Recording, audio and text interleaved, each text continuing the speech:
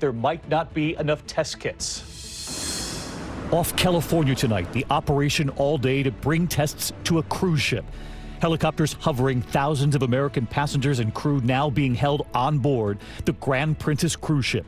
Nearly 24 people possibly infected. Passengers say they were told to stay in their cabins. In New York City tonight, the number of cases growing quickly. Authorities say the majority of them tied to one man who was in the hospital. New York City's mayor calling it worrisome. In Washington state, the number of cases doubling today. In Seattle, some schools closing. Dr. Jen Ashton is here tonight, and we ask, how long does the virus stay on surfaces? And can you catch it simply breathing it in if someone coughs or sneezes near you? The other major headline tonight, Elizabeth Warren dropping out of the race, and what she said today that made news. And tonight, Hillary Clinton on Joe Biden. Severe storms set to hit several states tonight. Rob Marciano on the new threat. Late developments tonight in the missing children case, their mother extradited back to Idaho. The FBI releasing new images, her children at Yellowstone, what they revealed about the photos and when they were taken. There is also news tonight about Harvey Weinstein. The disturbing video of a violent arrest in New York City, a young man smoking marijuana. And the driver who did not see the train coming. Authorities say she is lucky to be alive tonight. This is ABC World News Tonight with David Muir, reporting tonight from Washington. And good evening tonight from Washington. And we begin tonight with growing concern over the coronavirus here in the U.S. The numbers jumping in the New York City area today.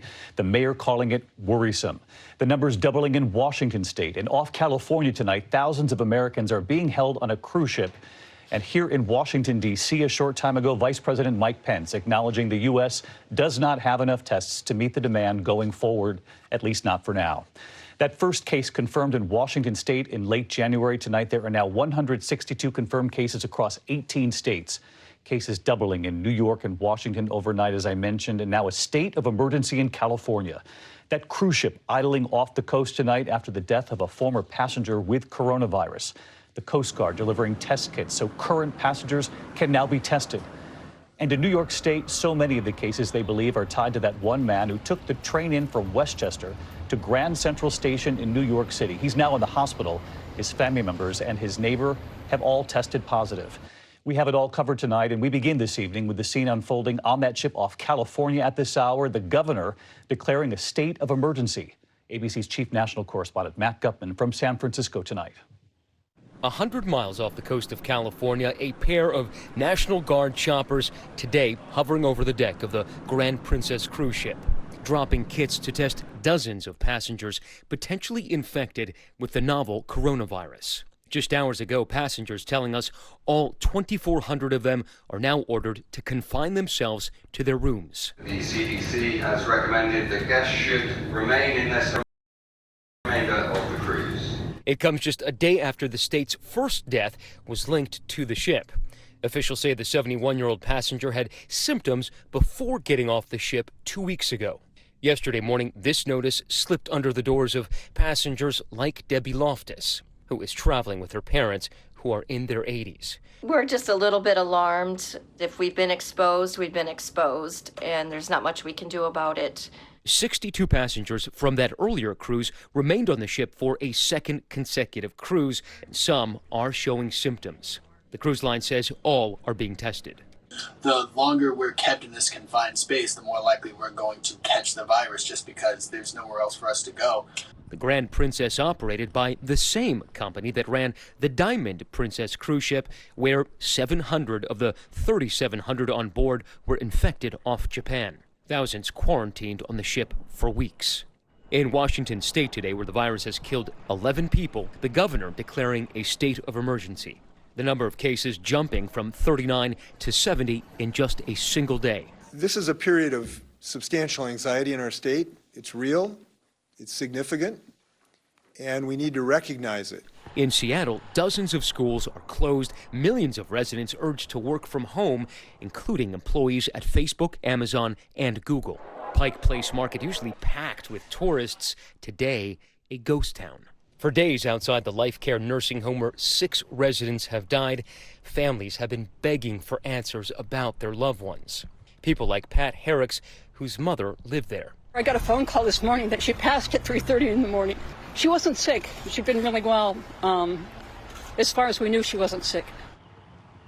And Matt, I want to get back to what you reported there. Passengers say they've now been told to stay in their rooms. One family member back on land saying she's concerned that her parents on board are in their 80s. Any idea how long they could all be held on that ship?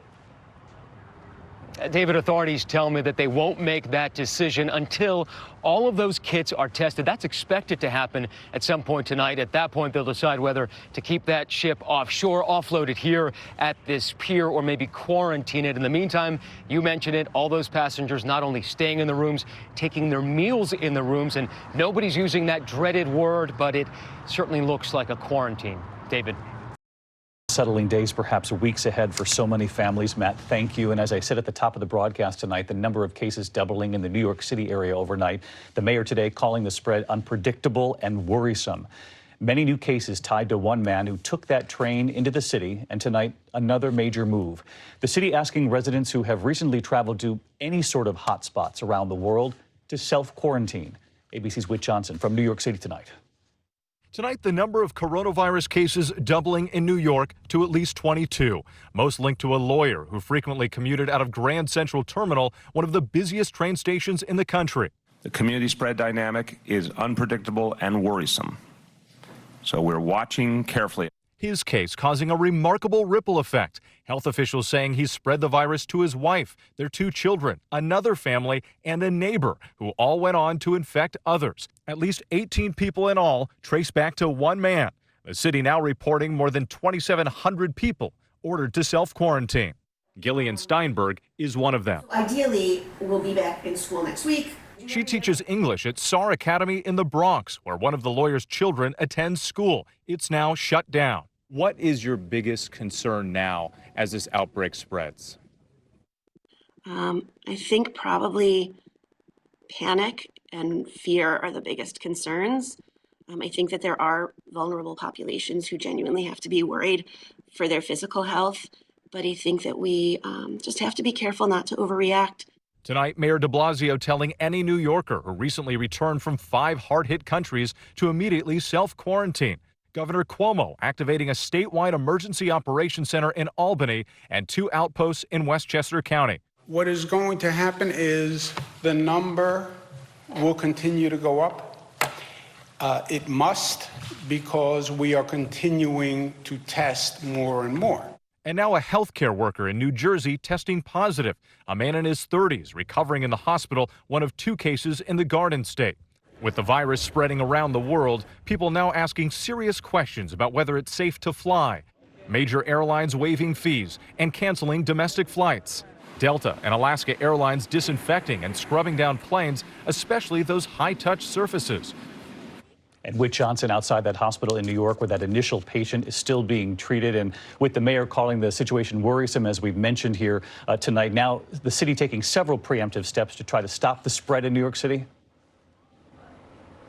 David, the health commissioner is now ordering all teachers, first responders, and medical workers employed by the city of New York to be tested for the virus if they show any symptoms, and there will be consequences if they don't comply. David? All right, Whit Johnson again tonight. Whit, thank you. We know many of you at home have questions on this, so let's get right to Dr. Jen Ashton, our medical editor, and she was here in Washington in the last 24 hours, part of that small group meeting with the vice president. And Jen, I know you're aware of this very small study out of Singapore that looked at the rooms of patients, bedrooms and bathrooms of the patients. It showed a significant amount of the coronavirus in the rooms. When they tested, this number got our attention. 87% of the surfaces testing positive, somewhat alarming. But then after being disinfected, that was a bit reassuring. It went down dramatically, David, showing that surface cleaning does work. We don't know exactly how long this strain of coronavirus can exist and live on hard surfaces like glass and metal. But from other coronaviruses, the range could be anywhere from 2 hours to 9 days. So in addition to how long it lasts on surfaces, Jen, I know a lot of people have been asking, can you catch it simply breathing in the air if someone coughs or sneezes near you? We've tackled this before, but because so many people are asking, I just wanted to hit that again tonight. Such a common question, and it's really unknown. There is a suggestion that 3 to 6 feet of distance is kind of your buffer area, but it is thought also the closer and longer the exposure, the greater the risk. And Jen, just to button this up, you have said right here on the broadcast in the last couple of nights to wash your smartphones down. That's getting a lot of pickup really in newspapers here in this country and around the world, because that's something that's changed in our culture since the last time we've seen one of these spreads. That's probably the major hotspot, David. So wipe those phones down and wash your hands. All right, great advice, Jen. We'll see you right back here tomorrow night. The global impact growing as well tonight. Images coming in. Italy now reporting 41 new deaths from the coronavirus just today. The death toll there now 148, the most outside China. Italy taking the major step of closing all schools nationwide. School closures in 22 countries now, affecting nearly 300 million children worldwide. And this image tonight, the usual scene at the Ground Mosque in Mecca, Saudi Arabia, just a handful of Muslim pilgrims there now. And another volatile day in the financial markets here at home. The Dow falling nearly 1,000 points, losing 3.5%, on a growing sense that the outbreak will continue to take a toll on the economy. In the meantime, we move on to the other news tonight. Elizabeth Warren dropping out of the race for president, speaking outside her Cambridge, Massachusetts home today, revealing her decision, promising she will stay in the fight. The Democratic contest now a two-man race, but Warren said what she said today about endorsing when it comes to Bernie Sanders and Joe Biden, and Hillary Clinton making news tonight as well. What she said about Biden. Here's ABC's Mary Bruce. Closing out her campaign, Elizabeth Warren today spoke her mind, but revealed very little about whether she'll endorse one of her rivals. Not today. Not today. I need some space around this and want to take a little time to think a little more. Progressives are urging her to back Bernie Sanders, but Warren made clear she and her supporters won't be boxed in. You know, I was told at the beginning of this whole undertaking that there are two lanes. A progressive lane that Bernie Sanders is the incumbent for, and a moderate lane that Joe Biden is the incumbent for. And there's no room for anyone else in this. I thought that wasn't right, but evidently I was wrong. Joe Biden and Bernie Sanders are both now courting her supporters. And today I would simply say to her supporters out there, of whom there are millions, we are opening the door to you. We'd love you to come on board. Sanders spoke to Warren today, and so did Biden, who's now racking up endorsements. Hillary Clinton hasn't made it official, but she's sounding close. I think people know he is a deeply decent person. He is a kind person. He doesn't take cheap shots at people. He doesn't insult people as a way of, trying to put people down and lift himself up. He is such the opposite of what we currently have in the White House that I think, I really think a lot of people, had a chance to think about it. With Warren's exit, it's now a two-man race. Warren today recalling all those pinky promises she made to little girls. One of the hardest parts of this is all those pinky promises. And all those little girls who are going to have to wait 4 more years. That's going to be hard. And she was asked what role gender played in this campaign. Gender in this race, that is the trap question for every woman. If you say, yeah, there was sexism in this race, everyone says, whiner. And if you say, no, there was no sexism, about a bazillion women think, what planet do you live on?